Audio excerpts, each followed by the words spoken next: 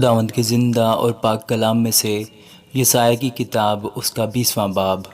جس سال سر جون شاہ اسور نے ترتان کو اشدود کی طرف بھیجا اور اس نے آ کر اشدود سے لڑائی کی اور اسے فتح کر لیا، اس وقت خداوند نے یسایہ بن آموس کی معرفت یوں فرمایا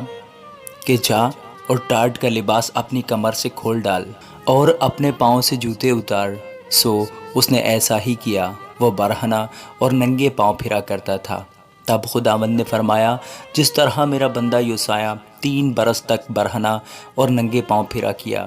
تاکہ مصریوں اور کوشیوں کے بارے میں نشان اور اچنبھا ہو،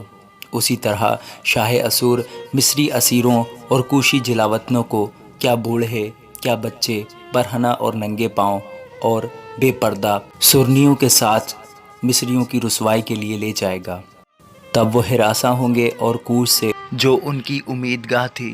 اور مصر سے جو ان کا فخر تھا شرمندہ ہوں گے،